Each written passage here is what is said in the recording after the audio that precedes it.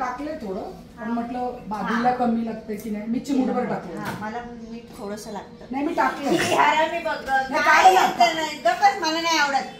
बघा बघा आमरस खायला घेतलेला आहे. इतकी नालायक आहे नाही. तुझ्या वाटीत मीठ घेऊन खा. वाटी घेऊन पळते बघ कशी.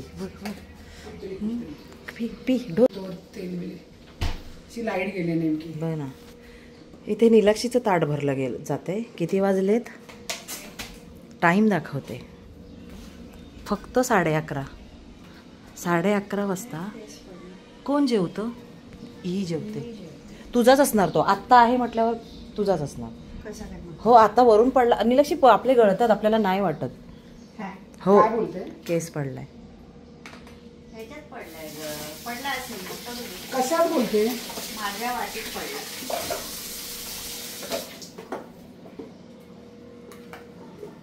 आता ही किती खाते काय माहिती. बघूया. बघ अगं हे बघ ना इकडे बघ ना. ती फक्त सजवते. मी तेच म्हटलं ही किती खाणार आहे हे.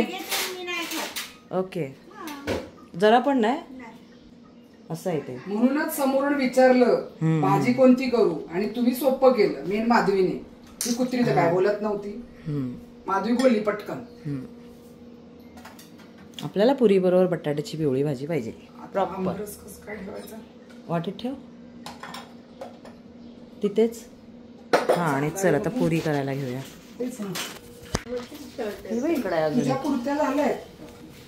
हे निलाक्षीचं ताट तयार झालेलं आहे. आमरस, पिवळ्या बटाट्याची भाजी, सांडग्याची भाजी आणि डाळ भात पुरी.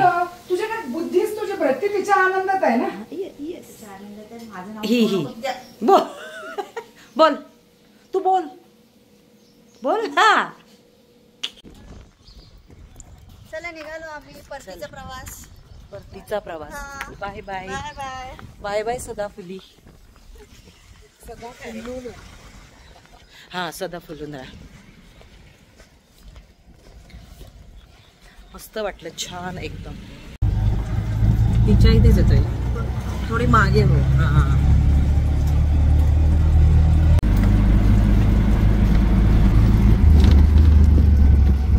निलाक्षी कसं वाटलं?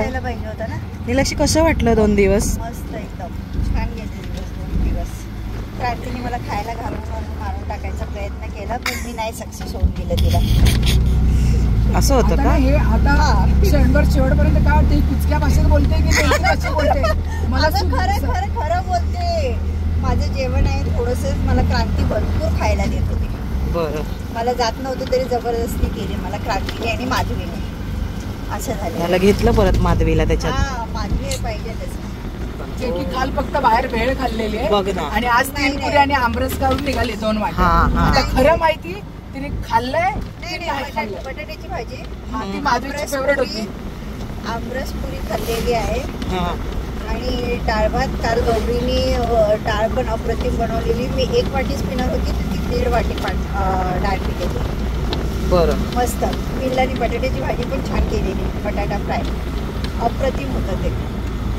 ओके ठीक आहे. 2 दिवस धमाल केली आम्ही. मस्त फिरलो. क्रांतीचं घर पण अप्रतिम आहे. एरिया तर मस्तच आहे. क्रांती इंटरव्ह्यू चालू आहे.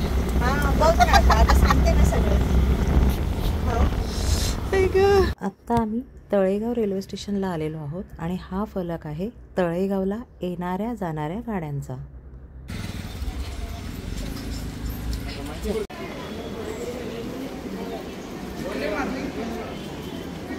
इकडे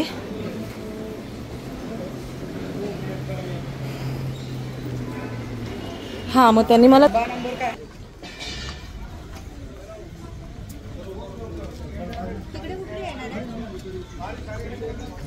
लोकल येतात त्यांना तुला दाखवलं.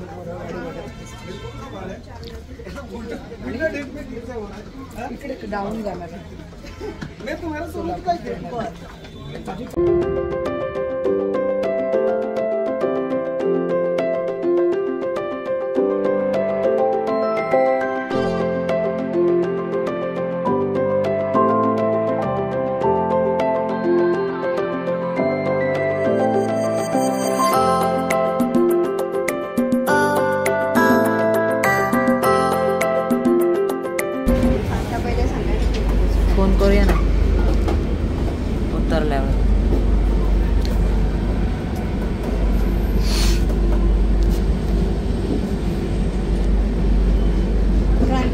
एरियाचं नाव काय होतं?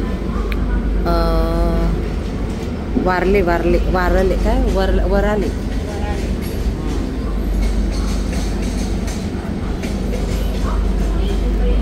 फायनली आम्ही तळेगाव ते ठाणे 2 तासाचा प्रवास करून पोचलेलो आहोत ठाण्याला.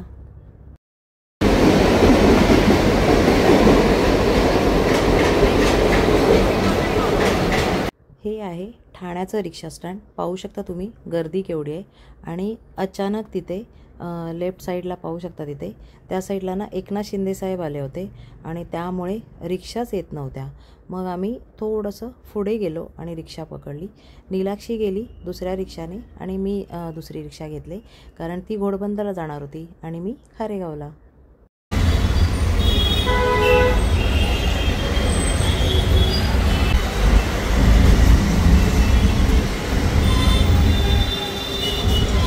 तर आली मी कळवा ब्रिजवर आहे.